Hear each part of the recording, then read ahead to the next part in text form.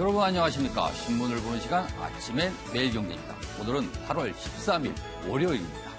먼저 주요 신문의 일면부터 보겠습니다. 매일경제입니다. 큼지막한 기사가 실렸네요. 과잉 규범에 짓눌린 신피로사회. 피로사회란 말은 어떤 책에서 나와서 아주 유명해진 말인데 여기 앞에 신피로사회. 어떤 내용인가 하면요. 주 52시간 SNS 익명 폭로 등 자유침해 사회 불신이 심각하다. 이런 진단을 했고요. 직장 내에서도요. 새로운 규범을 놓고 갈등이 급증하는데 상급자와 하급자가 서로 상급자에 대해서는 꼰대, 하급자에 대해서는 꼴통이라고 지칭하면서 서로 갈등을 벌이고 있어서 서로가 퇴사 충동을 느끼고 있는 현상이 발생하고 있다. 이래서 신피로사회 현상이 나타나고 있다. 이렇게 진단했습니다. 다음 시험 보겠습니다. 한국일보 기사입니다. 국민연금 차라리 폐지론까지 등장했다. 최근에 국민연금 보험료 더 내라고 정부가 추진하고 있다. 이런 기사가 살짝 나오면서 여론이 들끓고 있습니다. 68세부터 수급 등 개편 논의에 반발했다. 청와대 국민청원도 900여 건에 달해. 그러자 장관이 나서서 의견 수렴하는 건지 하는 걸 뿐이지 확정된 바 없다. 이렇게 해명하고 있지만 여론 심상치 않습니다. 다음 신문 보겠습니다. 역시 국민연금 얘기인데요. 조선일보인데 약간 내용이 다릅니다. 국민연금도 공무원 연금처럼 정부가 지급 보장 이렇게 명문화를 추진하겠다. 지금 아무튼 정부가 뭔가 개편을 추진하고 있는데 그 내용이 조금씩 나오고 있습니다. 지금 국민연금은요.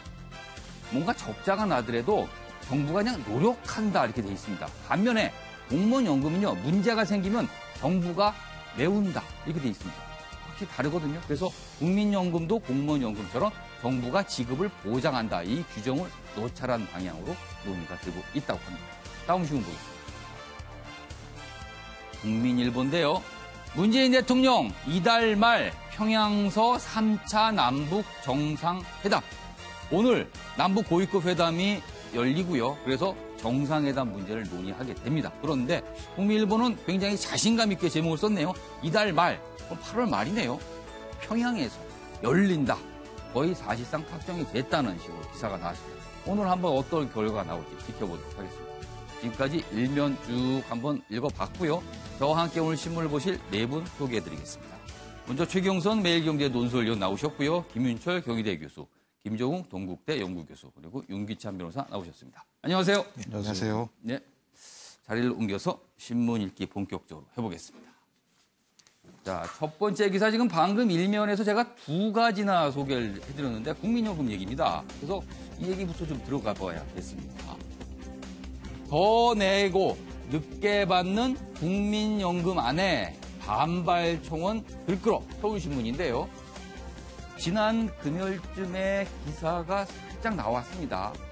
정부에서 논의 중인, 정부위원회에서 논의 중인 내용이 살짝 공개가 됐는데 이렇게 들끓고 있습니다.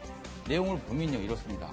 수급 개시 연령 2038년부터는 1세씩 연장. 지금은 65세인데 이거를 1세씩 연장해서 68세부터나 연금을 받을 수 있게 한다. 이런 얘기 나왔고요. 2033년까지 보험료를 4%포인트 인상한 검토. 한마디로 말해서 돈은 좀 더 내야 되고요. 연금을 받는 시기는 늦어지는 겁니다. 그렇다 보니까 이런 반발 나오네요. 50세 후반이면 직장생활 힘든데 은퇴 10년은 그럼 어떻게 버티라는 거냐. 이런 분들이 나온다고 합니다. 옆에 기사 하나 보죠. 이런 불만이 더 나오는 이유는요. 국민연금은 투자를 해서 수익을 늘려야 되거든요. 그런데 이렇습니다. 국민연금 기금 운용 수익률 올 들어 0%로 곤두박질. 헌두도 이 지경은 아닐 겁니다. 자, 내용 좀 자세히 보죠. 고령화 여파, 고갈 시기 빨라졌는데 기금 운용 책임자는 1년째 공석. 더 오래 내고 늦게 받을 돈이면 차라리 없애라. 청년층에서는 반발이 거세다. 그리고 이 부분, 이 수익률 부분입니다. 올해 들어 5월까지의 수익률은 0.49%로 곤두박질 쳤다. 지난해까지는 그나마 좀 나았답니다. 근데 올해는 아주 엉망이랍니다. 특히 국내 주식 수익률은 지난해 26.31%에서 올해는 마이너스 1.18을 기록했습니다. 손해를 본 거네요. 늘은 게 아니고. 자, 최경선 논설위. 이 국민연금 우리 국민 거의 모두가 나중에 관련된 얘기입니다. 그런데 이 얘기 들으면 사실 화가 나겠습니다. 일단 왜 이 시점에서 저 얘기가 나오는지부터 알아야 됩니다. 예, 예. 국민연금법에 따르면 5년마다 예. 국민연금 기금이 어떻게 상황이 되는지를 점검하게 돼 있습니다. 아, 법적으로 돼 있고요. 예, 그래서 5년마다 점검을 해야 예. 이게 얼마나 모자랄지 남을지를 갖다가 중간 점검을 해 나가는 거죠. 예. 그런데 지금 이제 17일 날 발표할 것이 5년에 따른 예. 정부의 이제 발표가 나오는데 5년 전에 예상했던 거에 비해서 예. 국민연금이 지금 5년 만에 해보니까 예. 3, 4년 더 빨리 고갈된다는 겁니다.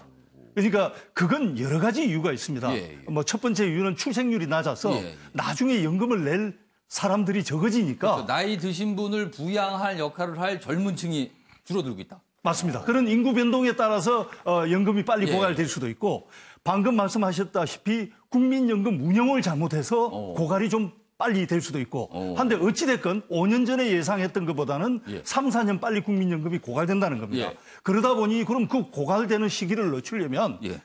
더 많이 내야 되는 거 아니냐 예. 그리고 덜 받아야 되는 거 아니냐 이런 여러 가지 이제 고갈을 늦추기 위한 방안들이 나오고 있는데 예.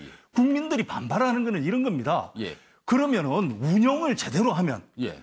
지금 630조 원이나 되기 때문에 예. 1%만 수익률을 높여도 6조 원이 늘어납니다. 어마어마하군요. 그렇습니다. 예. 1% 수익률을 높이면 고갈 시기가 5년이 늦어집니다. 예, 예. 그러면 어떻게 운영을 잘할 것이냐. 예, 예. 이 부분에 대해서도 국민들한테 신뢰를 줘야 될 거 아닙니까? 예. 그런데 국민기금 운용본부장이 1년째 공석입니다. 그리고 국민연금이 전주로 이전을 하면서 예.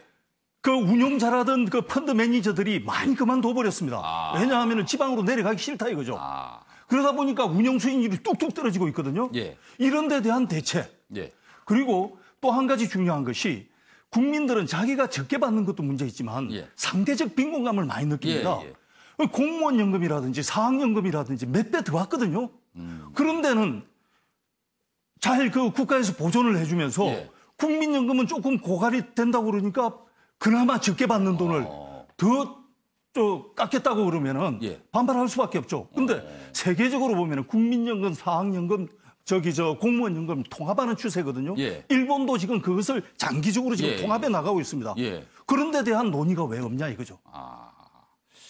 화면에 오늘 신문에 만평들이 참 국민연금 관련 실렸는데 좀 몇 가지 봤으면 좋겠습니다. 여기 보면요. 내가 봉으로 보이냐. 국민연금이 커다란 호랑이처럼 보이는데요. 이제 이게 왜 여기 와 있지라고 개혁안을 약간 뒤늦게 뭔가 방울을. 지금 호랑이 목에 저 방울을 달아야 되는데 복지부가 너무 작습니다. 저 손으로 어떻게 달겠습니까? 다음만 평 또 보죠. 좀 쉬고 싶다.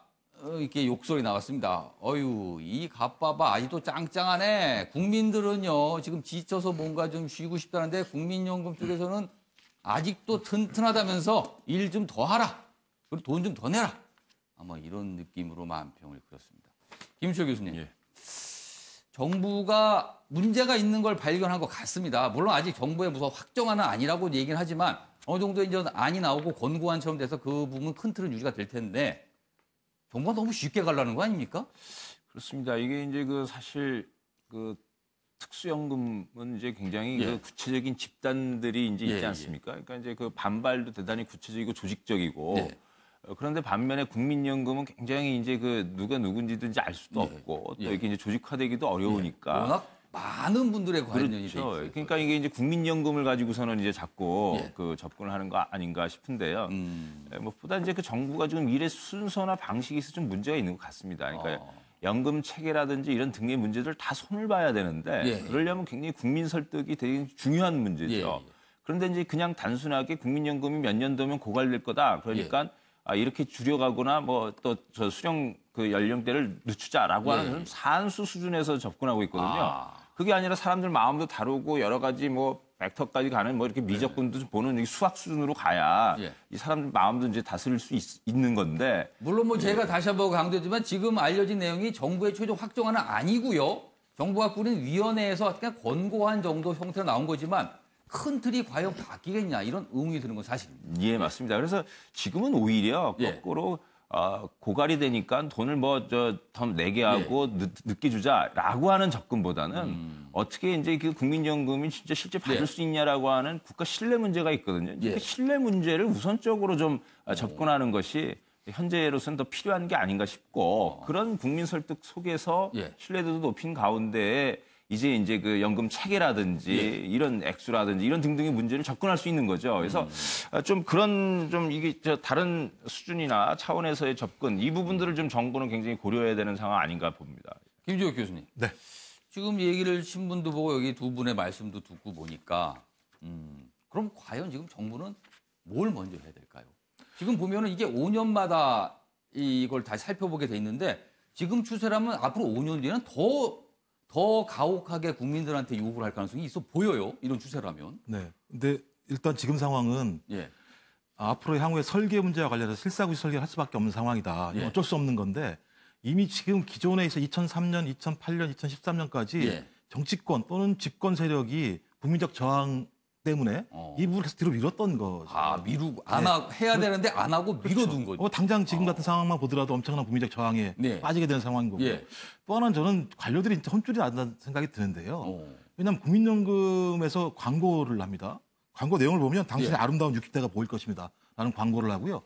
엄청나게 좋은 예를 들면 연금 제도인처럼 설명을 합니다. 아름다운 어떤 게 보인다고요? 60대요. 아름다운 60대. 근데 지금 국민들은 60대가 보인다. 이제 아주 고통스러운 60대가 보인다라고 지금 얘기를 하고 있는 상황인데. 지금 여기 나온 요 지금 알려진 안대로라면 국민연금을 받는 시기를 68세로 늦춰지거든요. 60대가 다 지납니다. 네, 그렇습니다. 그러니까 아주 고통받는 60대가 될 건데 지하철 광고에 나오는 건 아름다운 60대. 그러니까 저는 예를 들면 계속 뒤로 폭탄을 돌려 막고 있는 거죠. 저는 이제는 토론을 해야 된다. 방법이 별로 많지 않다고 얘기한다면 이제 국민이나 관료들도 이 사태에 대한 내용이 무엇인지 국민에게 말씀을 드리고 국민들과 함께 대안을 찾아가는 방식을 통해서 서로의 양보 지점을 찾지 않게 되면 저는 방법은 별로 없다고 생각이 들고요. 저는 그런 면에서 저는 야당도 마찬가지지만 이 문제를 비판의 칼날만으로 될 문제는 아니라고 생각을 합니다. 왜냐하면 2003년, 2008년, 2013년 여야 모두가 다 마찬가지로 이 문제에 대한 책임이 분명히 있기 때문에 이 문제가 어느 정당이 어느 정당을 공격한다고 해서 풀린 문제 분명히 아닌 거고 국민을 생각한다면 이제는 좀 정치적 공방보다는 실제적인 실사구시적인 설계를 어떻게 할 것인가에 대한 논의를 이제 시작하자고 얘기를 해야 된다. 저는 적어도 이 정부가 좀 그 문제만큼은 좀 약간은 좀 피해를 보더라도 국민에게 자세히 설명을 드리고 진솔하게 접근하는 게 맞다 이렇게 생각을 합니다. 윤기찬 변호사. 그렇다면 문재인 정부 들어서 꽤 몇 번 한 이 소위 말해서 공론화위원회, 뭐 공론조사 이럴 때 이게 또 필요한 게 아닐까 싶기도 해요. 좀 더 깊숙하게 시간을 두고 뭔가 논의를 해야 될 것 같습니다, 지금. 근데 이제 공론화 문제로 해결될 수 없다고 생각되는 게 저기 보시듯이 저 국민연금에 연금 빼면 국민이거든요. 저 방어를 달아야 되는데 저거 글쎄요 공론화위원회를 통해서 달 수 있겠습니까? 사실 왜냐하면 이게 이제 정부도 어려움이 있어요. 이게 5년마다 지속적으로 뭐 재정 계산을 해오지만 이게 수치로 계산해 보니까 사실 고갈시가 앞당겨지면 뭔가 개혁을 해야 되거든요. 이게 이제 지속적 안정적 지급을 위해서 시책을 수립해야 된다라는 법에도 있고. 근데 문제는 뭐냐면 이게 이제 올해만 해도 62세부터 받게 돼 있잖아요. 근데 5년씩 계속 늘어나 가지고 저만 해도 이제 제가 64세 때 받게 되고 그걸 더 늘려서 68세 때까지 늘리자는 거예요. 그걸 정확히 알고 계시네요. 몇 세 때 받게 되는지. 제가 68년생인데 64세 때 받게 됩니다.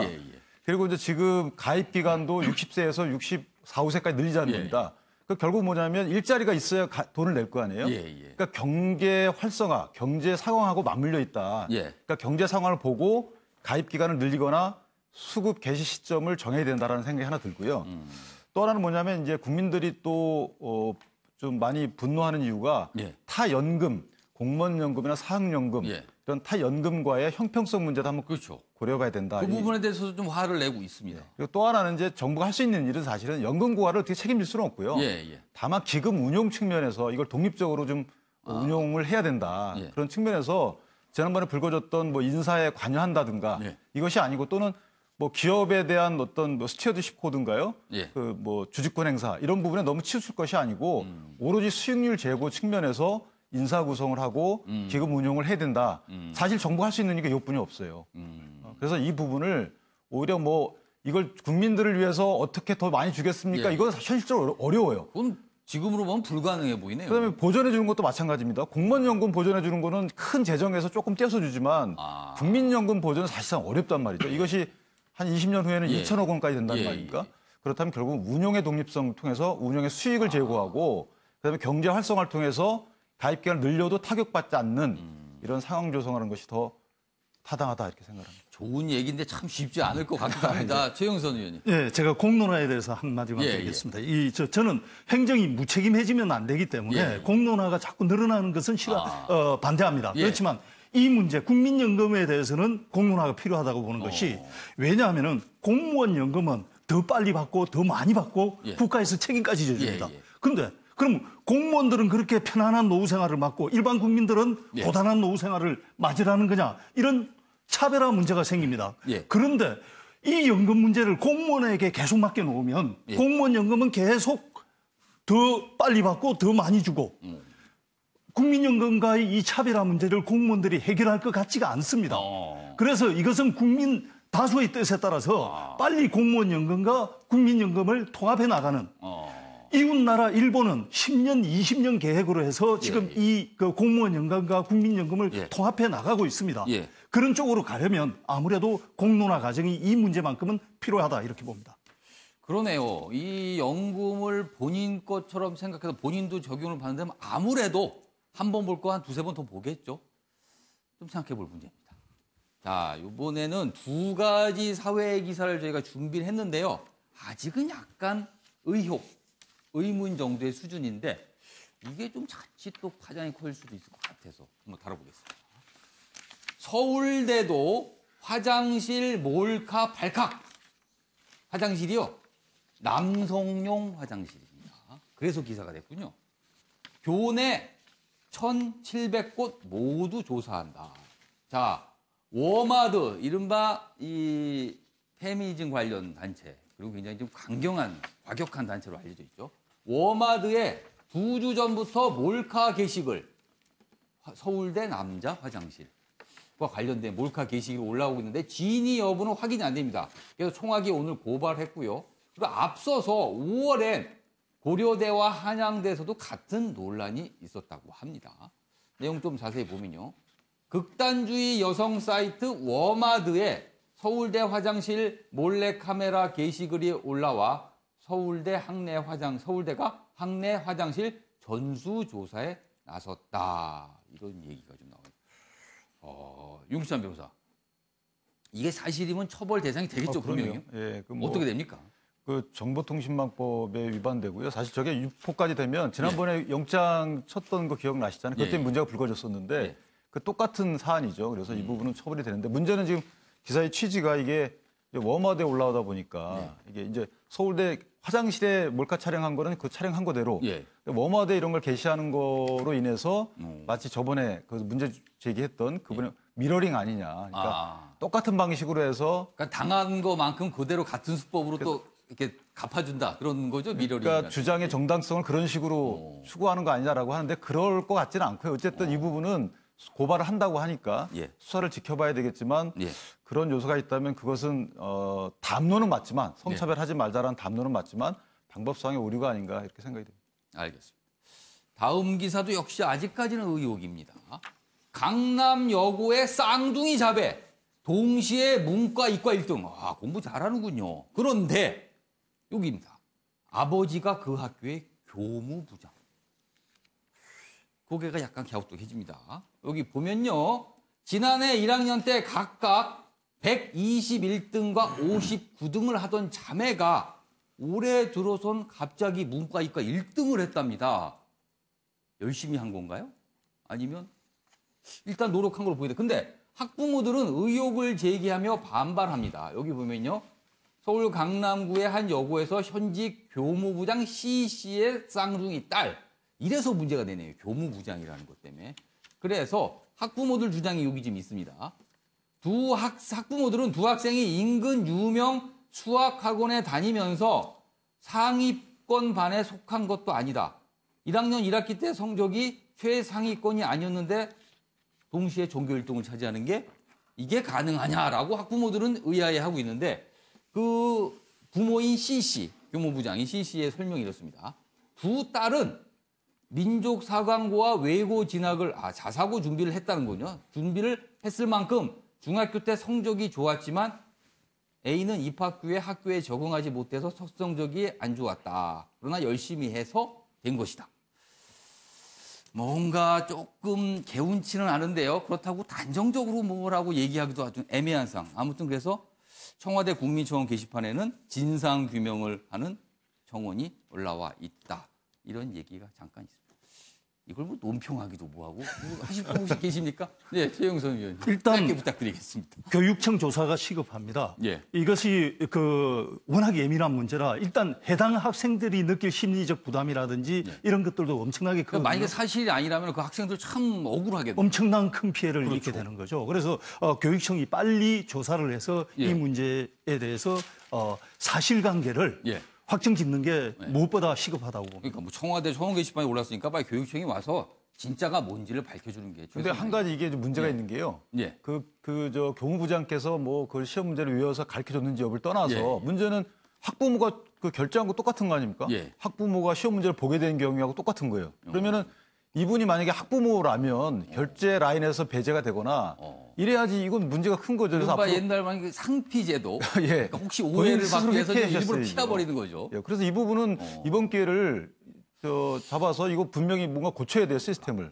안 그러면 오해 소지가 있죠. 쌍둥이 두 자매가 공부를 그냥 갑자기 너무 갑자기 잘해갖고 이런 또 오해가. 근데 이게 참 가슴 아픈 일이에요.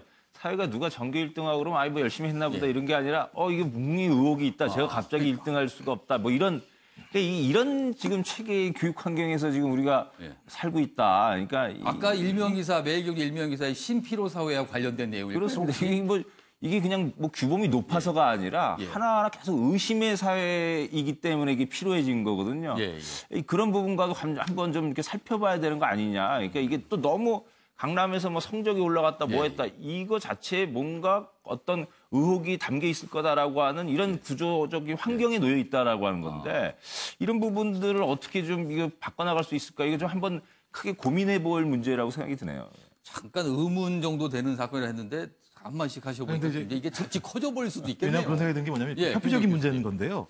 예를 들면 임신을 할 때부터 좋은 유치원을 보내려고 하는 예를 들면 줄 세우기 교육 구조라고 하는 것이 거의 이제 정신적으로 의식을 갖다 규정하는 거죠. 그러니까 자기 자식을 위해서라면 일정한 정도의 비합법적인 일도 할 수 있다라고 하는 생각 자체가 왜냐하면 그 아들의 평생을 그 자식의 평생을 좌우할 수 있는 일이라면 부모가 그 정도 할 수 있다는 생각 자체가 아주 관행적으로 깔려 있는 교육 구조를 깨지 않으면 제가 볼 때 이 문제는 항상 어느 때나 불거질 수밖에 없는 문제이기 때문에 참 가슴 아픈 문제인 거죠. 이런 문제는 진짜 그야말로. 근데요, 이 현실적으로 고등학교 때 공부를 뭐 1등하고 그런다고 나중에 남은 인생을 엄청나게 잘 되거나 잘 살지 경우도 많지만 안 그런 경우도 많거든요. 그러니까 너무 이렇게 여기에 이렇게 목을 맬 필요는 없지 않을까 이런 생각도 잠깐 들었습니다. 자, 여기 보면요, 오늘 조금 좀 무거운 얘기로 들어가 보겠습니다. 남과 북의 얘기입니다. 3차 남북 정상회담 서두르는 청와대 연내 종전선언으로 비핵화 돌파고 오늘 판문점에서 남북 고위급 회담이 열리는데요. 11년 만에 평양에 열릴까 어떻게 오늘 일정이 나올까 궁금합니다. 청와대는요. 정상회담 일정 장소 확정에 대해서 기대를 갖고 있습니다. 그런데 북한은요. 이런 정상회담보다는요. 철도 등 병역 확대 요구 쪽에 관심이 있는 듯 합니다. 그 얘기가 여기 있는데요. 남은 정상회담, 북은 경협의 무게추, 미묘한 신경전이 오늘 벌어질 것이다. 이렇게 전망을 했는데요. 청와대에서요. 외교통일총괄 난관표 합류, 오늘 고위급 회담에 참석을 합니다. 정상회담 성사 준비 등 의도 분석으로 나오는데 반면에 북한에서는요. 김윤혁 철도성 부상 등이 참석해서 철도, 도로, 현대화 등 논의를 원하는 것 같습니다. 그래서 관심사가 다르기 때문에 혹시 약간의 미묘한 신경전이 있지 않을까 이런 내용이 좀 드는데요. 자, 그럼 여기서 박진아 아나운서가 전하는 좀 더 자세한 남북에 관한 이야기 듣고 이어가도록 하겠습니다.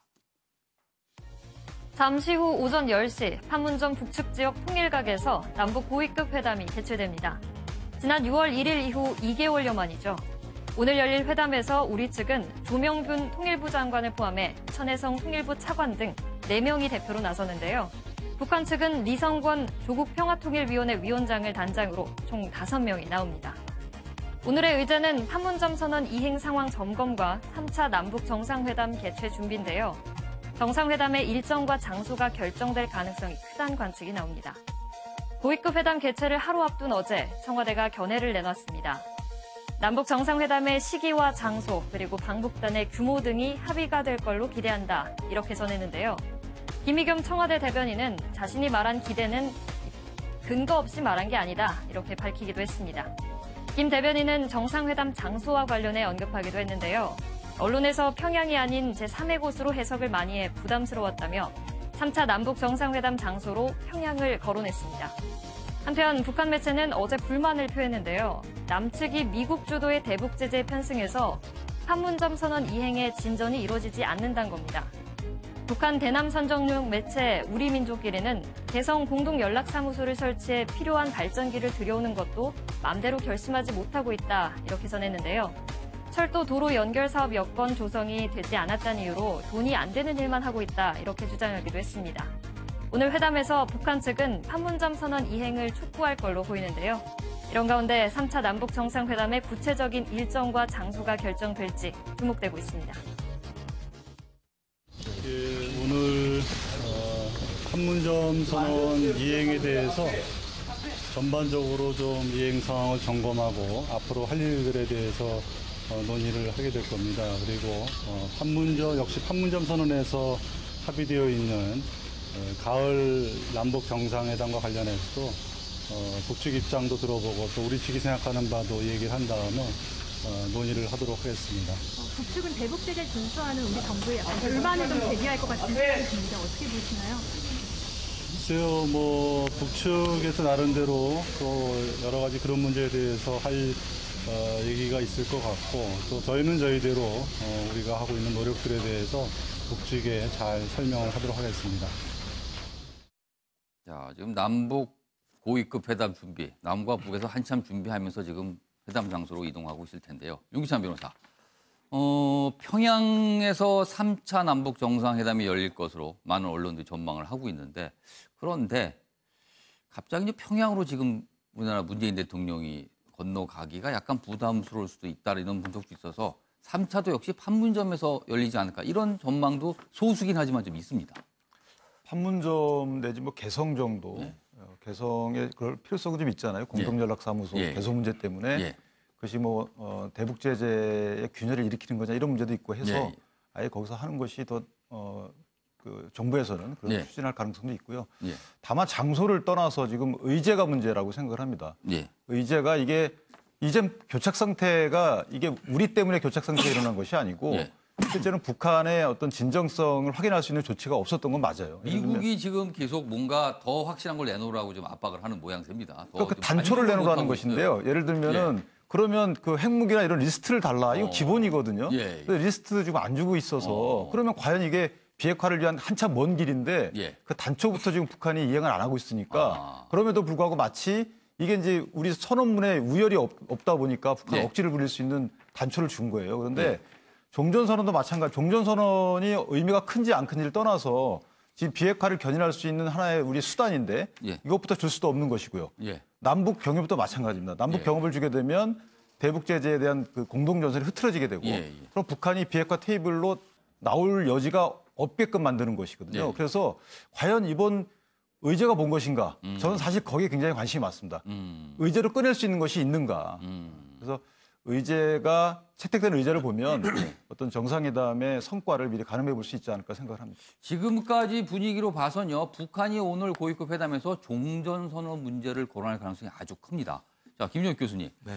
종전선언 이 시점에서 지금 청와대는 연내 종전선언 했으면 좋겠다라는 뜻을 조금씩 밝히고 있는데 네. 그 필요성에 대해서는 좀 어떻게 저희가 좀 이해를 해봐야 될까요? 상당히 중요하다고 생각을 하고요. 왜냐하면 지금 미국이나 북한이나 예. 내부 정치에 발목이 걸렸다고 저는 생각을 예, 합니다. 예. 종전선언 카드라고 하는 건 뭐 확인되지 않지만 김정은 위원장이 저희 대통령에게 한 얘기가 늙은이들이 말을 듣지 않는다. 이 얘기는 뭐냐면 군부가 움직이질 않는다. 기존 관성들을 깰 만큼의 대가가 없다면 군부가 움직이지 않으려고 하겠죠. 가급적 태업 같은 방식이겠죠. 근데 그들에게 종전선언이라는 카드를 주지 않는 이상 군부가 쉽게 움직이지 않을 거다라는 측면하고 그러니까 군과 북한에 있는 군부와 종전선언이 직접적 연관이 있으니까 뭔가 이제 안전장치가 된다. 북한은 또 하나는 뭐냐면 계속 김정은 위원장이 지방을 현지지도를 하면서 인민의 삶이 향상될 거다라고 얘기를 했지만 그것을 가시적으로 보여주기 위해서는 제재가 해제되거나 아니면 경제적 지원이 와야 되는 이 두 가지가 맞물려 있는 측면들이 분명히 있는 거죠. 그래서 이 문제에 대해서 어느 정도 한쪽에 가닥을 풀지 않게 되면 소위 김정은 위원장도 스스로가 이 문제를 풀어나기 어려운 상황이기 때문에 이번 남북 실무 회담에서 아무래도 종전선언에 대한 압박을 넣으면서 소위 제재 해제나 대북 경제적 지원에 대한 돌파구를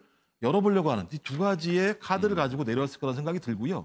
미국도 마찬가지지만 종전선언을 하게 됐을 때 거기에 대한 대가 문제에 대한 내부 정치에 대해서 얘기할 게 없다라는 거죠. 그래서 저는 이번 남북 정상회담에서 적어도 종전선언과 북핵시설 목록에 대한 중간 끼워넣기가 뭐가 필요하다. 그런 묘안들을 이번 정상회담에서 만들어내지 않게 되면 이 고리가 연결되지 않기 때문에 상당히 난항으로 갈 수 있다는 생각이 들어서 아마 그런 차원에서 남북이 모두 상당히 좀 긴급하게 이 문제에 대한 중간에 끼워넣기를 하는 것 같고요. 저는 당연히 이건 우리 정부의 몫이라는 생각이 듭니다. 왜냐하면 우리 정부가 이미 대통령이 제안을 해서 이 사태까지, 이 상황까지 왔기 때문에 그 고리를 잘 끼워넣게 된다면 우리 정부가 앞으로 상당히 예를 들면 미국, 북미 간에 중요한 역할을 할 수 있는 중요한 계기이기 때문에 이번 정상회담 제가 보면서 그런 차원에서는 평양에서 열려야 한다. 평양에서 열려야지만 상당히 상징적인 의미가 있는 거고 소위 쌍방 간에서도 예를 들면 이 문제에 대한 진지한 추진을 하겠다라고 하는 신뢰가 그 공간이라는 것에서 보여주기 때문에 평양에서 열리는 게 저는 가급적이면 좋다고 생각을 합니다. 그러니까 북한과 미국이 각각 원하고 있는 종전선언 그리고 핵 리스트 여기까지 가기 위해서 중간에 뭔가 3차 남북 정상회담에서 뭔가가 있어야 된다. 이런 분석이셨는데요. 관련 기사 좀 더 보고 이어가도록 하겠습니다. 북한 남측이 돈 안 드는 협력만 하겠다는 심산으로 주판화를 튕긴다. 주판화를 이게 주판화를 말하는 거겠죠. 자 여기 보면요. 대남 선전 매체 우리 민족끼리가 이렇게 이제 어제 보도를 했는데요. 한국 정부 얘기를 하면서 철도, 도로 연결과 현대화를 위한 협력 사업에서도 공동 점검, 공동 조사, 공동 연구 등 돈 안 드는 일들만 하겠다는 심산으로 주판화를 튕긴다. 김수일 교수님, 요거를 뒤집어서 보면 돈 드는 일 좀 남측이 해라 이렇게 하거든요. 북한이 확실히 경제에 관련, 구체적으로 경협에 대해서 큰 관심을 보이는 것 같아요.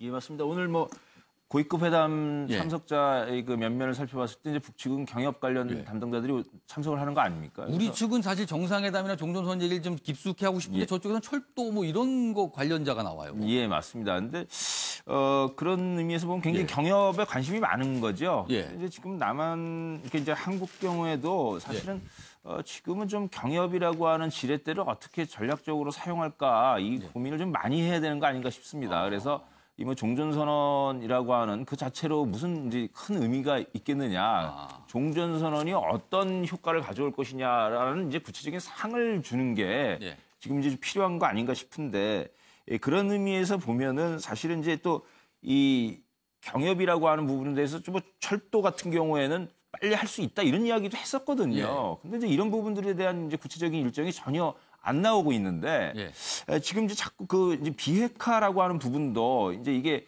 비핵화의 구체적인 내용이 뭐야 자꾸 이제 이런 부분들이 나오지 않습니까? 근데 이제 이 비핵화가 실현되는 양 정상의 이제 선언과 이런 부분도 있겠습니다만 또 한편으로는 경협을 통해 가지고 이 핵무기나 이런 걸 쓸 필요가 없는 환경의 조성이라고 하는 이제 그 부분에 좀 구체적인 경로들로서의 어떤 경협 이런 부분을 좀 땡겨 보는 그래서 좀 그런 그걸 가지고 또 이제 북미 관계 부분에 있어서도 조금 뭔가 지렛대 어떤 마련을 좀 이렇게 모색해 보는 그런 게 이제 필요한 상황이 아닌가 싶습니다.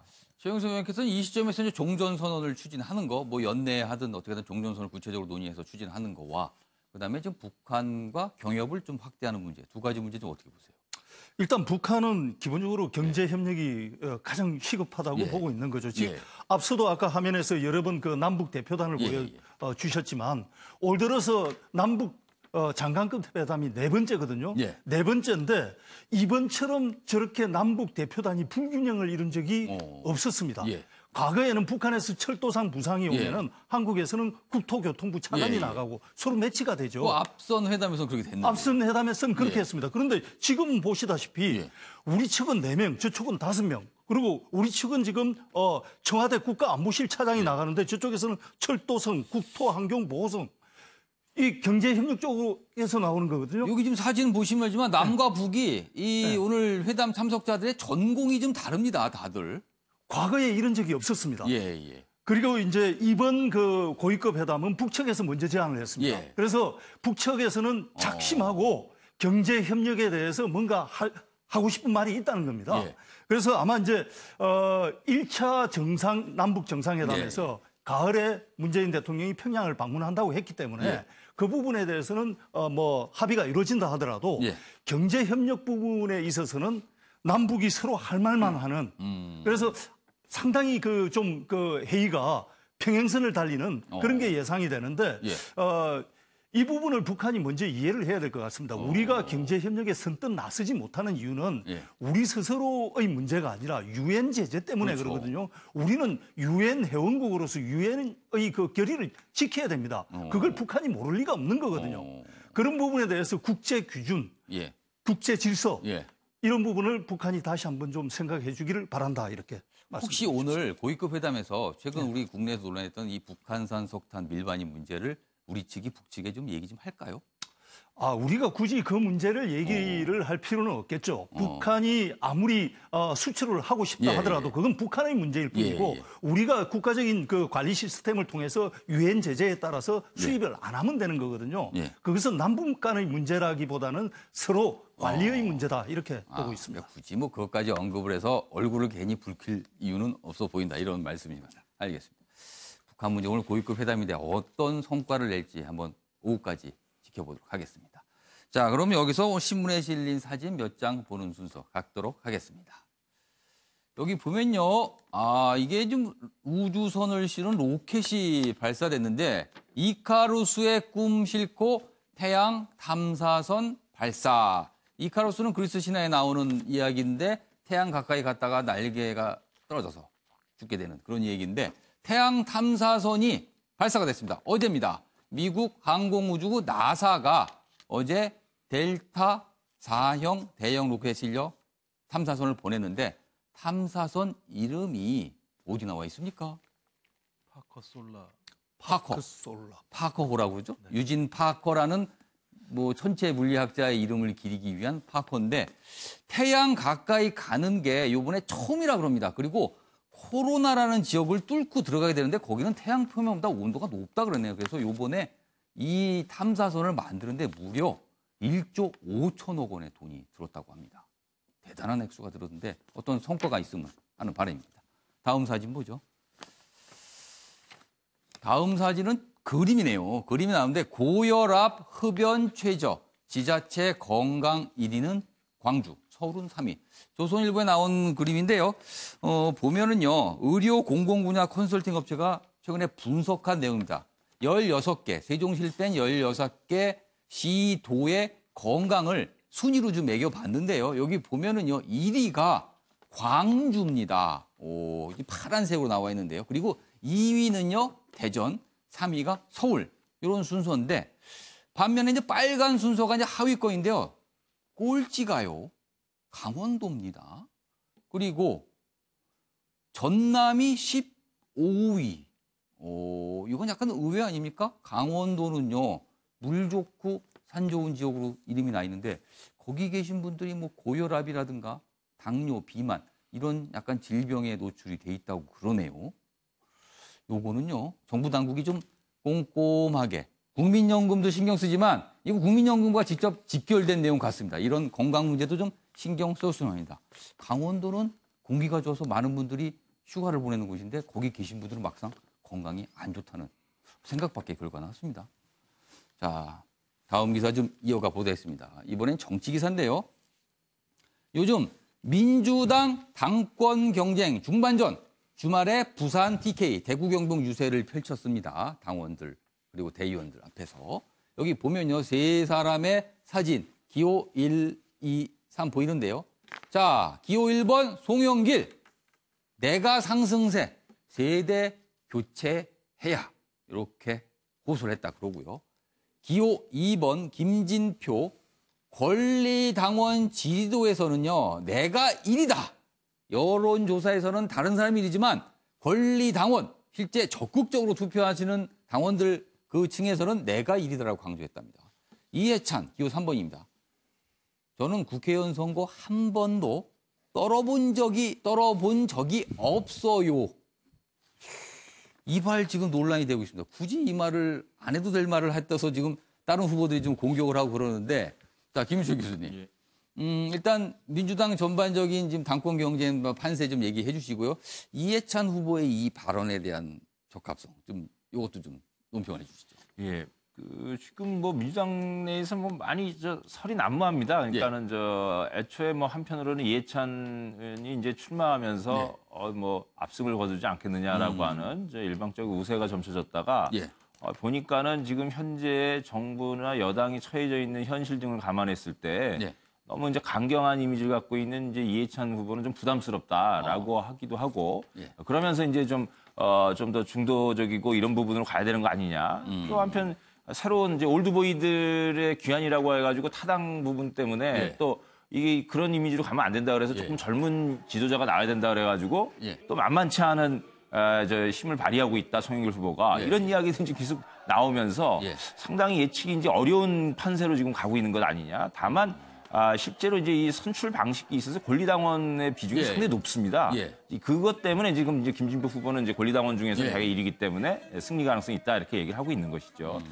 그런데 이제 이런 과정에서 지금 뭐 계속 그 이해찬 후보의 경우에는 지금 앞서가는 후보라서 견제를 많이 받고 있긴 합니다. 견제도 많이 받고 있고 또 그런 중에 상당히 이제 강경할 뿐만 아니라 또 이제 경험도 많으시고 또 실제로 이제 선거에서는 뭐 전략통으로 해가지고 상당히 뭐 이제 뭐 선거 뭐 경쟁의 귀재다 이런 얘기까지 들으셨는데 근데 자꾸 이제 말 실수를 하세요. 지금 문 대통령 이제 문 실장이라고 이제 이야기하기도 하셨고. 그랬죠. 이번에도 이제 선거에서 한 번도 떨어져 본 적 없다. 그러니까 나한테 이제 맡기고 내가 이긴 거다. 뭐 이런 이제 자꾸 이야기들을 하셔가지고 오히려 상당히 이제 견제 심리들을 강화시키는 방향으로 가고 있는데 이 강점의 부각과 견제 심리의 발동이라고 하는 이제 좀 이 양면의 동전의 양면 같은 것들 이 중에서도 좀 이 장점을 부각시킨 효과가 더 크다라는 판단 때문에 자꾸 그런 말씀을 하고 계신 것 같습니다. 뭐 본인이 어떤 자신감에 표현할 수 있지만 국회의원 선거 여러 번 떨어져 보신 정치인들께서도 가슴이 아프겠습니다. 저 얘기를 들으시면. 여기서 민주당 당권 경쟁 영상으로 준비했습니다. 보고 오겠습니다. 대구 경북 지역을 특별관리지역으로 지원하겠다는 것을 약속드립니다. 여러분 한 표 주이소. 강한 정당 20년 집권론을 이야기합니다. 저는 겁이 납니다. 교만하게 비칠 수가 있습니다. 여당 당대표가 여야 충돌의 빌미만 제공해서는 어떻게 되겠습니까? 싸움꾼으로만 비춰지고 국민에게는 욕먹고 대통령에게는 부담만 주게 됩니다. 자, 신문 좀 관련해서 더 보죠. 친문 핵심 전해철, 김진표 지지선언. 3명 중에 친문 핵심으로 그런 전해철 의원은 김진표, 기호 2번 김진표 후보를 지지한다고 밝혔군요. 페북에 소통하는 리더 뽑아야 삼철 중에 유일하다. 여당 전대 판세 변수로 부각될까? 이런 기사가 좀 나와 있고요. 옆에 기사도 보겠습니다. 자, 여당 연설회, 그러니까 당권 경쟁 연설회입니다. 창원 합동 연설회에서 모든 후보들이요, 김경수 지키겠다. 지금 특검 조사를 받고 있죠. 경남지사인데 특검까지 비판하며 구애 경쟁을 벌였다. 어떻게 얘기했냐면 보겠습니다. 여기 보면 송영길 의원, 송영길 후보입니다. 특검 공세와 여론의 재판에서 김 지사를 반드시 지켜내겠다. 당대표 나오신 분인데요. 그다음에 여기 보겠습니다. 김진표 의원, 문 대통령의 당선을 위해 열심히 일하다 고초를 겪은 김 지사를 적극 도와 하루빨리 도정에 전념할 수 있도록 하겠다. 여기 또 있습니다. 이해찬 의원. 김 지사가 특검의 무리한 행태로 여러 가지 어려움을 겪고 있지만 당의 소중한 자산이자 대한민국의 미래다. 이렇게 당권 주자들이요. 연설에서 김경수 지사에 대해서 많은 이야기를 내놨다고 합니다. 윤기찬 변호사. 사실 특검 수사가 진행 중이라서 과연 당대표 나서신 분들이 이런 얘기를 하는 게 적합한지에 대한 지적이 있습니다. 분명히. 뭐 경남 창원이니까 근데 대의원들도 당원들도 많을 거 아니에요. 그래서 그럼 그런 대의원들에 대한 호소인가요? 예. 그런데 뭐 특검 무리한 뭐 이런 운운하는 것은 좀 단정을 한 것 같아요. 예, 그거는 사실은 좀 전혀 적절치 않은 것 같고요. 왜냐하면 뭐 정치적으로 어떤 김경수 지사에 대한 배려를 하는 것은 차치하고 지금 특검 수사를 받고 있는데 지키겠다라고 하는 멘트는 사실은 당대표 출마자로서는 상당히 부적절해 보입니다. 근데 지금 이 친문 분화를 앞둔 저 당대표 선거를 보면 일단 대의원이 17,000명 정도 되거든요. 근데 그분들이 45%의 비율이 반영이 되고 권리당원 한 70만 명 되는데 그게 40% 반영됩니다. 그래서 아마 근데 그 권리당원과 대의원에서는 사실 여러 세 분이 나눠 가질 것 같고 의외로 국민의 일반 그 여론조사가 반영이 더 많이 될 것도 같은데 오히려 좌우를 할 것 같은데 그 역선택의 문제도 없지 않아 있어요. 그래서 후보들도 그 부분도 역선택이라는 게 이제 민주당 성향이 아닌 분들이 떨구고자 하는 선택이거든요. 특정부를 떨구고자 하는 선택인데 그렇다면 이런 발언들, 뭐 김경수 지사 지키기 이런 발언들이 본인들의 선거에도 결코 도움이 되지 않을 수도 있다. 왜냐하면 말씀 안 하고 계시면 지키는 거거든요. 말씀 안 하고 계시면 김경수 의원에 대해서 당연히 호감이 있는 건데 그럼에도 불구하고 말씀을 함으로 인해서 준법 정신 의심받죠. 역선택에 대한 방어 문제 있죠. 저는 그래서 이 부분은 좀 신중히 발언하시는 것이. 강원도 가서는 그런 얘기를 좀 해야 되는 분위기인가요? 그렇게 돼서. 한 분이 했나 보죠. 한 분이 하니까 나머지 두 분도 따라 하셨을 것 같은데. 안 할 수 없다, 나도. 근데 제가 볼 때 현안에 대해서 그렇게 정치 현안도 아니고 특정인에 대한 수사를 놓고 발언하시는 것은 부적절하다 이렇게 생각합니다. 김조 교수님, 물론 저 창원이라는 지역에 가서 좀 한정된 지역에 가서 한 말이긴 하지만 전체로 보면 당대표 후보자들 입에서 앞으로 내가 당대표가 되면 지키겠다 이렇게 얘기까지 했습니다. 근데 이게 조금 대비가 되는 게요. 이재명 경기지사도 여러 가지 의혹을 받고 지금 여러 가지 얘기들이 있거든요. 그런데 당에서는요. 김진표 후보 빼고는요. 그것도 이제 부정적인 얘기를 한 거거든요. 빼고 나머지 분들은 둘 다 지금 어려움을 겪고 있기 마찬가지인데 김경수 경남지사나 이재명 경기지사나. 그러나 사뭇 대한 태도는 다릅니다. 이거 어떻게 봐야 될까요, 이걸? 핵심은 권리당원 문제에 다 걸려 있는 것 같고요. 왜냐하면 대의원들 같은 경우는 실제로 유동성들이 크지 않을 수 있습니다. 대선을 얘기하는 이유 중에 하나는 이해찬 후보 측에서 대의원들을 상당히 많이 장악을 했다라고 생각하는 것 같은데 제가 볼 때 그 차이가 그렇게 크지는 않을 것 같고요. 그렇다면 핵심은 이제 권리당원인데요. 73만 명도 권리당원인데 이 73만 명의 권리당원들 중에 상당히 가장 중요한 분들은 친문의 성향을 가지고 주주라고 하면 다수라는 의미입니까? 있죠. 그래서 친문의 가장 중요한 사람 중에 하나가 김경수 경남도지사라는 인물입니다. 그래서 김경수 경남도지사의 얘기가 나오기 시작하면 권리당원들의 여론이 막 들끓기 시작합니다. 이런 것들을 다 알죠. 선거를 하게 되면. 따라서 권리당원들의 마음들을 얻기 위해서는 하나가 뭐냐면 문재인 대통령을 어떻게 뒷받침할 것인가의 문제죠. 그건 뭐냐면 협치. 그다음에 문재인 대통령 중심으로 당이 갈 수 있는가. 이 두 가지가 테마라고 얘기한다면 그 외에 또 다른 카드는 소위 그 김경수 도지사의 특검과 관련된 향후 행보. 이 두 가지 문제가 상당히 중요하기 때문에. 그 얘기를 해야 권리당원들의 어떤 지지를 얻을 수 있다. 상당히 격렬한 내부의 논의들이 벌어지고 있고요. 그래서 그런 카드들을 그런 것들 표를 얻기 위해서 어쩔 수 없이 저렇게 말씀들을 하시는 상황에 처해 있는 것 같고요.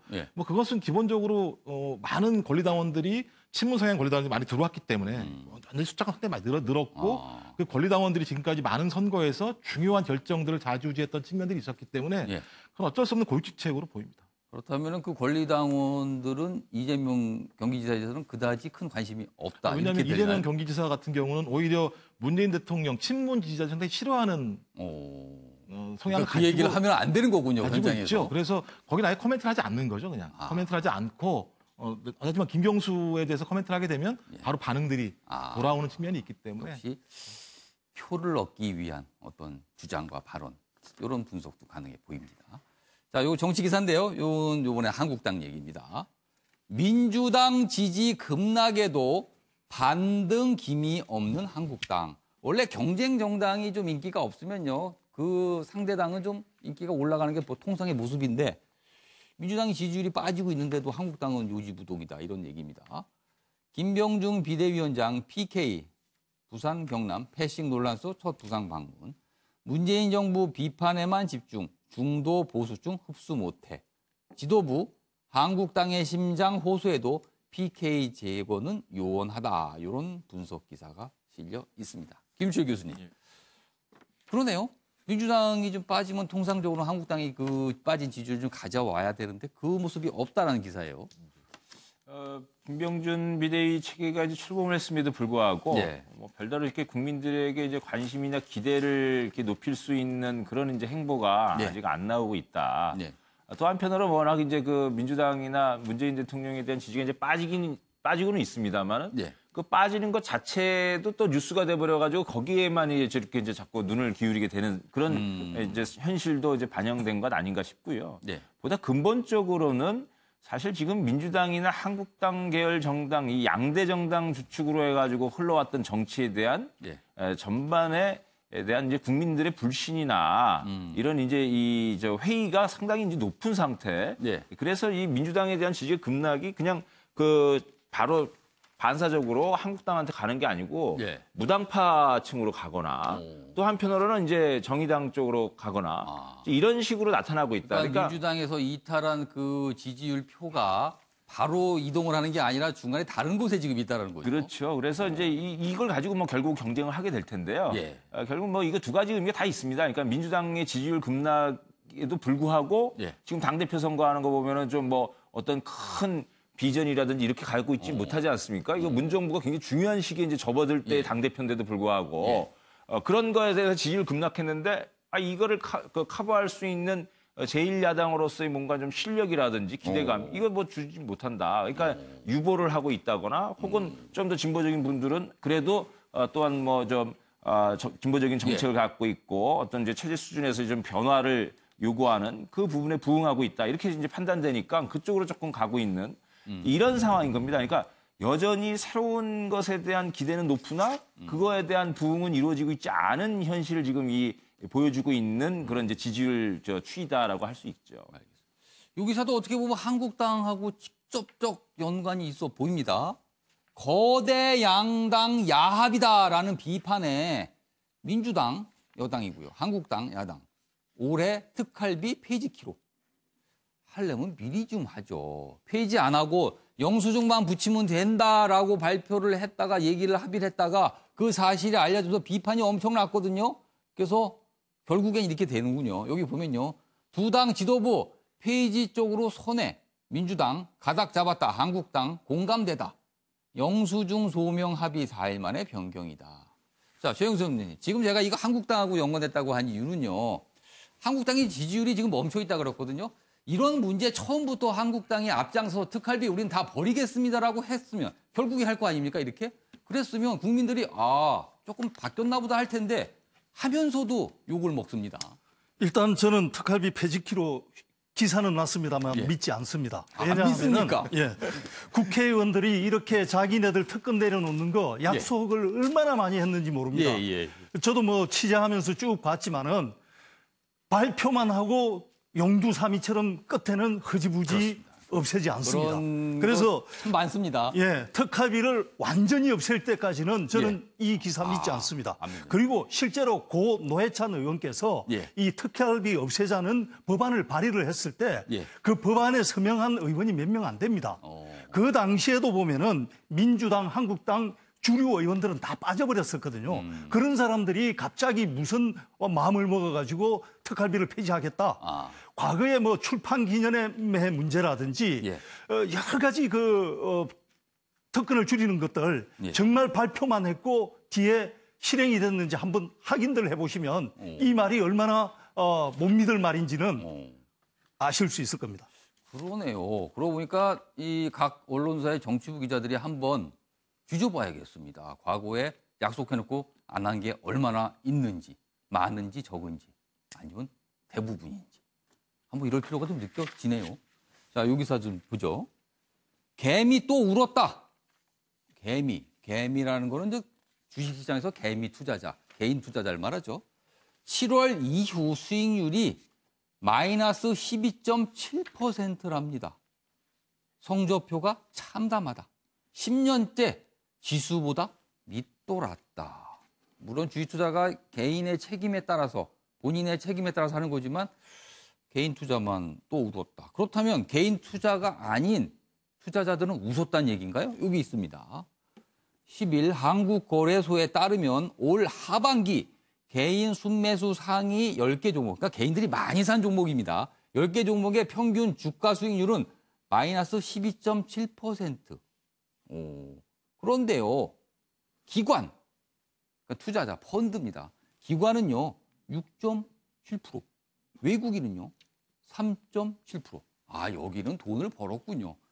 개인들은 이렇게 까먹었는데. 그래서 개미들이 또 울었다. 이런 기사가 나왔습니다. 경제 관련 기사 하나 더 보죠. 한화도 5년간 22조 투자, 3만 5천 명 고용한다. 최근에 삼성이 180조 원 투자를 3년간 하겠다 해서 떠들썩해고 아주 화제가 됐었는데 한화 역시 꽤 많은 돈입니다. 5년간 22조 투자. 지금 문재인 정부가 굉장히 바라는 내용이죠. 투자 좀 많이 하고 일자리 좀 늘려라 하는 내용인데요. 자, 이거는 김종욱 교수. 네. 이렇게 질문 좀 드릴게요.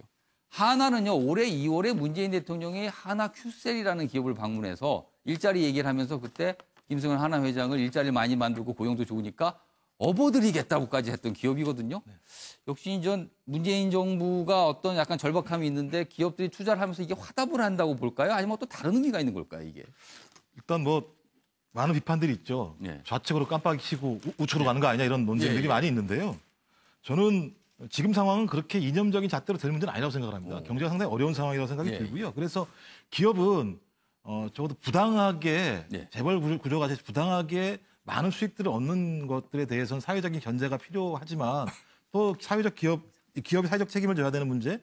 지금 제일 중요한 건 제가 볼 때는 어떻게 하면 성장 동력을 만들어낼 수 있을 것인가, 일자리를 만들어낼 수 있을 것인가 이런 문제라고 생각이 들어서 저는 삼성이든 한화든 이런 문제에 대해서 일정하게 국민들에게 전 대통령이라고 생각하지는 않고요. 국민들에게 이런 화답을 하는 건 의미 있는 일이라는 생각이 들고요. 근데 그 반면에 아까 말씀하신 저희가 좀 고민해야 될 부분이 분명히 있는 거죠. 그러니까 정보가 불평등하니까 금융경제 차원에서 개미들은 수익이 낮아지는 구조. 그럼 예를 들면 이거는 계속 불평등이 양상되는 문제. 뭔가 좀 문제, 10년째 이렇게 뭐가 시장 평균을 밑돈다는 거는 그래도 뭔가 문제가 있습니다. 그러니까, 단순한 실력의 문제가 아닐 수도 있어요. 그러니까 불평등은 상당히 좀 완화시키고 그다음에 기업에게는 사회적 책임을 부과해서 저도 쌍방이 좋은 방식으로 예를 들면 융합을 해야지 누구를 공격하는 방식으로 앞으로 경제 문제를 풀지는 어렵을 거라 생각합니다. 예, 최영선 의원님. 예, 일단 한화가 투자를 늘린다는 거는 좋은 얘기죠. 그런데 사실 제가 앞서 국회의원들의 특권 줄이기 못 믿는다고 그랬는데 기업들의 투자 약속도 사실은 이것도 못 믿습니까? 안 지키는 경우가 많습니다. 발표를 했는데. 예, 발표를 했는데 과거에도 대규모 투자 계획을 많이 발표를 했는데 그게 실제로 그러면 확인을 해보면 지켜지지 않은 경우가 많은데. 그러면은 조금 하다 말고 이제 흐지부지 되는 이런 겁니까? 그건 뭐냐 하면은 사업성이 있어야 투자를 하는 거 아니겠습니까? 그리고 실제 투자를 하려고 보니까 그게 가능해야 투자를 하는 거 아니겠습니까? 그런데 우리나라처럼 규제가 많은 나라가 없습니다. 그래서 예를 들어서 한화가 지금 하겠다는 사업 중에서는 리조트 사업을 늘리고 이런 것도 있습니다만은 그럼 지방 상권들이 또 반발하면은 거기에 대해서 바로 또 규제가 들어오거든요. 그래서 이 규제를 어떻게 풀 것인가 하고 같이 가야 될 문제입니다. 그래서 정부의 기업이 투자 약속을 하면은 거기에 대해서 정부가 이것을 어떻게 실현시킬 것인가에 대해서 같이 가야 되는 것이죠. 그리고 아까 주식의 수익률을 말씀하셨습니다만은 수익률이라는 것은 기준 시점을 어떻게 잡느냐에 따라서 달라지긴 합니다만은 한국에서는 부동산 신화에 이제 많이 매료가 돼 있지만은 사실 길게 잡으면 주식 시장의 평균 수익률이 부동산 수익률을 더 넘는다는 연구가 많거든요. 뛰어넘는다는. 그러니까 평균적으로 봤을 때 장기 투자를 하면 10년 단위라든지 이렇게 장기 투자를 하면은 수익을 낼 수 있는데 한국의 개인 투자자들은 정말 단타 투자를 하고 있는 거죠. 오래 못 갖고 있는 거군요. 예, 그러다 보니까 내동매매를 하다 보니까 빠질 때 오히려 팔고 오르면 또 사고 이런 것들을 되풀이해서 그러는데 장기 투자로 좀 이렇게 전환하는 그리고 개인 종목에 자신이 없을 때는 요즘은 평균 투자를 하는 그러니까 지수에 투자하는 방법도 많거든요. 종합주가 지수에. 그래서 그런 방법으로 장기 투자를 하는 것이 좋지 않나 이런 권유를 드립니다. 최경수 논설위원께서 오늘 투자 컨설팅 같은 발언도 좀 해주셨습니다. 참고하시기 바랍니다. 자, 이번에는 특검 얘기 좀 해볼까요? 드루킹 특검 송인배 청와대 정무비서관 어제 조사를 했습니다. 대략 한 12시간 정도, 10시간 조사 그리고 2시간 정도는 저 조서 검토하는 시간에서 어제 중으로 끝났습니다. 참고인 자격으로 출두를 했고요. 현직 청와대 인사 연루, 김 지사 신병철이 주목된다. 여기서 김 지사는 김경수 경남지사. 과연 구속영장을 신청을 할지 안 할지 역시 주목되고 있다는 내용이 있고요. 여기 좀 하나 보도록 하겠습니다. 기사가 어느 쪽에 있을까요? 안 보이는데 아무튼 제가 원래 있는데 제가 기사를 떼어버렸습니다. 그래서 이 내용에 갖고만 해보도록 하겠습니다. 자, 윤기찬 변호사. 사실 송인배 비서관을 조사한 거는요. 김경수 지사와 드루킹 간의 연결고리를 특검이 밝혀내기 위해서 지금 그런 거거든요. 근데 대질조사가 지난주에 있었습니다. 그래서 대질조사 내용이 지금 조금씩 나와서 뭐 어떤 보도에 따르면 일부 뭐 조금 접점을 잃었다는 식으로 특검에서 뭐 조사가 이뤘다 이런 얘기도 있는데 과연 요번에 구속영장 청구 어떻게 전망하세요? 원래는 이제 특검의 그 주장 내용에 따르면 일단 범죄 입증에는 자신이 있다. 근데 이게 또 중대하잖아요. 따라서 또 드루킹과의 형평성도 있고 그렇다면 영장을 치는 것이 순서예요. 순리인데 문제는 뭐냐면 도 변호사에 대한 영장이 2번 기각되면서 두 번째 영장에서는 그 업무방해죄를 넣었는데도 기각됐단 말이죠. 아마 뭐 법리 관여했다고 보기가 어렵다라는 취지에 따라서 그 영향을 받아서 만약에 영장을 쳤다 기각당하면 기소 여부도 문제가 될 수 있기 때문에 저는 아마도 불구속 기소를 하지 않을까 여러 가지 전략적 측면에서 이렇게 생각을 하는데 문제는 뭐냐면 지금 김경수 지사께서 말을 좀 바꾼 것도 있어요. 드루킹도 좀 바꾼 것도 있고 그중에 제일 중요한 게 이제 샌다이 영사 추처과 관련된 거란 말이죠. 그래서 업무방해에서 그 부분은 이제 공직선거법 위반으로 가는 하나의 징검다리가 되는데 만약 그 부분에 김경수 지사가 그 부분을 인정한 거라면 공직선거법 위반이 되고 영장을 갈 여지도 없지 않아 있다. 또 하나는 뭐냐면 지금 송인배 비서관을 조사한 이유가 왜 추천했는지 아죠. 왜 연결시켜줬느냐. 그럼 송인배 그냥 뭐 아는 사람 연결시켜준 것이 아니고 무슨 이유가 있을 거 아닙니까? 예를 들면 뭐 선거에 도움이 된다. 본인 선거에 자원봉사자가 도왔다는 거예요. 경북 회원에. 그 회원의 추천으로 연결을 했다는 건데 그러면 왜 김경수 지사한테 드루킹 일당을 연결시켜줬느냐. 그건 선거에 도움이 돼서 그런 거냐 아니면 이 부분이 되게 중요하다고 생각이 됩니다. 그래서 만약에 거기서 그런 진술이 나오면 이것은 공직선거법 위반의 여지가 더 커지고 그렇다면 그것은 영장의 여지도 더 커지지 않나. 그 결과에 따라서 그렇게 생각을 합니다.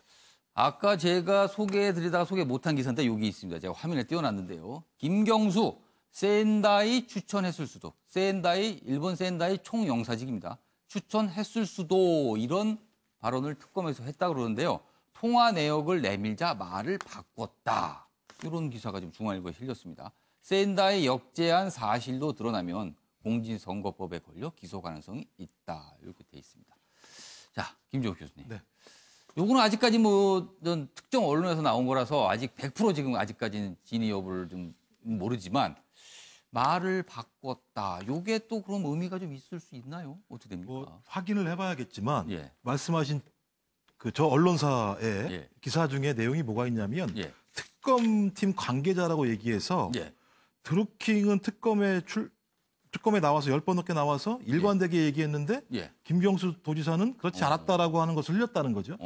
저는 저런 기사의 내용 자체들은 적어도 김경수 도지사를 비롯한 이분들의 발언이 신빙성이 없다는 사실들을 언론을 통해서 계속 예를 들면 제출하고 있기 때문에 특검 관계자라는 전 저 언론이 저렇게 얘기하는 거에 대해서 신빙성 가질 수 없다. 왜냐하면 계속 지금까지 특검팀이 밖으로 피의 사실을 공표하는 일들이 계속 벌어지고 있고 핵심은 그거지 않습니까? 킹크랩 시연을 받냐 안 받냐 여기다 증거를 대면 되는 거죠. 근데 그 증거를 대고 계속 정황만 얘기하는 거죠. 뭐 예를 들면 대선에서 자문을 했다는 등 아니면 자기 지방선거를 더 달라 그러니까 다 정황 증거만 얘기하고 있는 상황이고 계속 언론을 통해서 소위 국민들이 피곤할 정도로 다양한 얘기들이 공표가 되는 상황이어서 핵심은 특검이 진짜 특검다운 역할을 하려면 킹크랩 시연을 받는지 안 받는지에 대한 정확한 물증을 제시를 하고 그 물증을 통해서 검증을 받으면 된다. 근데 그렇지 않게 되면 계속 언론에서 확증되지 않은 사실들이 유포가 되면서 그 사실들이 사실인 양 논의가 되면서 이 사태의 본질은 소위 그 킹크랩 시연을 통해서 소위 댓글 조작이 되는지 안 되는지의 문제인데 가면 갈수록 무슨 여야 정당 간의 경쟁의 문제로 완전히 시화되고 나가는 상황이 벌어지고 있어서 좀 특검팀의 좀 정치적인 편향적 수사가 좀 있는 게 아닌가 이런 좀 우려를 하게 됩니다. 김주혁 교수님. 글쎄요, 뭐 지금 김주혁 교수님께서 얘기해 주신 바에 뭐 공감이 또 가면서도 또 한편으로는 이제 만약에 특검이 지금 뭐 잘하고 있는 거지 않은데 지금 뭐 또 이 말을 바꿨다 모았다 이런 부분들도 이제 이게 사실 뭐 쭉 이야기 대질하거나 뭐 하는 과정에서 이제 통으로 봤을 때 이제 그 맥락이 있을 텐데 이제 뭐 그런 것보다는 뭐 말이 바뀐 것 아니냐. 그럼 거기에 대해서 또 분명히 이제 뭐 얘기를 했을 거란 말입니다. 그러니까 그런 부분들은 이제 다뤄지지 않고 있고 그래서 그런 문제가 좀 있는 것 아닌가 싶고 다만 이제 뭐 자꾸 이제 이 문제를 가지고 이제 이러저러한 내용으로 이렇게 논란을 이제 일으켜 가지고서는 지금 그런 부분들이 좀 소모적으로 보여요. 그냥 이제 밝혀야 되는 부분과 또 이제 향후에 이제 조사 과정 속과 이제 법원의 판단 이런 부분들에 좀 의존해서 이제 가면 될 텐데 이걸 가지고 이제 자꾸 이제 시비를 걸고 의혹을 제기하면서 오히려 수사 초점이라든지 이 부분도 흐려버리는 이런 역효과가 나고 있는 것 아닌가 이런 생각이 듭니다. 최영선 의원. 저는 이 사건의 본질만 얘기하고 싶습니다. 뭐냐 하면은 지난주에도 얘기했지만 이 사건을 처음 고발한 것은 더불어민주당입니다.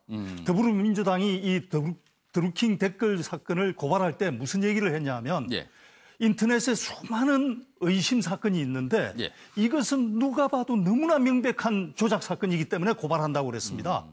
그러니까 그 많은 사건들 중에서 너무나 명백해서 딱 봐도 이건 조작이다. 그래서 고발한다고 그랬습니다. 그랬던 사건을 두고 김경수 의원은 선풀 사건인 줄 알았다. 그냥 회원들이 조작이 아니라 선풀인 줄 알았다. 선풀인 줄 알았다. 그러면 민주당이 처음 고발할 때 판단하고 그렇게 자주 만나면서 이 댓글들을 자주 봐왔던 김경수 의원의 지사의 판단이 이렇게까지 다를 수 있느냐. 여기에 대해서 특검이 제대로 규명만 하면 된다고 봅니다. 특검은 검사들이죠. 제대로 수사하면 됩니다. 그것만이 길입니다. 뭐 다른 얘기가 필요 없습니다. 자, 요 기사 좀 시간이 얼마 안 남았는데 짧은 기사 몇 개 보겠습니다. 여객기 훔쳐 자살 비행을 한 건가? 미국 항공사 직원이요. 여객기를 훔쳐서 비행을 하다가 섬에 추락해서 사망했는데 일부러 자살한 걸로 지금 추정이 된다고 합니다. 관제사 교신소 난 망가진 남자 약간 뭐 유언 비슷한 이렇게 얘기했는데 미국이요. 이 비행기 테러 때문에 큰 충격을 받던 나라 아닙니까? 그런데 이렇게 호술하게 비행기가 훔쳐서 날아가서 추락을 해서 폭발을 하는 일이 벌어졌습니다. 이게 허점이 생긴 거네요. 그렇게 엄격하게 비행기 탑승객들은 다 조사를 하는데. 여기 보죠. 여기가 좀 기사가요. 조금 뭐가 지워졌습니다. 인쇄가 좀 덜 됐나 보네요. 질긴 폭염, 태풍들, 한반도 피해가. 올해 태풍이 12개가 왔는데요. 단 한 개도 한반도를 안 왔습니다. 그래서 이렇게 덥군요. 태풍이라도 와서 더위 좀 식혀줄까 기대했었는데 참 밤잠을 설치게 됩니다. 최영선 의원님, 요새 밤에 좀 편안하게 주무십니까? 아니면 에어컨이 없으면 못 주무십니까? 에어컨 없으면 자기 힘들죠. 태풍이 이렇게까지 안 오다 보니까 더위도 문제지만 가뭄도 문제입니다. 그래서 지금 농작물들이 더위에 타지 가뭄 때문에 타지 하여튼 태풍을 기다리는 이상한 여름이 된 것 같습니다. 그러니까 살다 태풍이 오기를 바라는 이런 일까지 벌어지는데 좀 하나라도 좀 왔으면 좋겠습니다. 정말. 아침의 매일 경제 오늘 준비한 내용은 여기까지입니다. 시청해 주신 여러분 고맙습니다.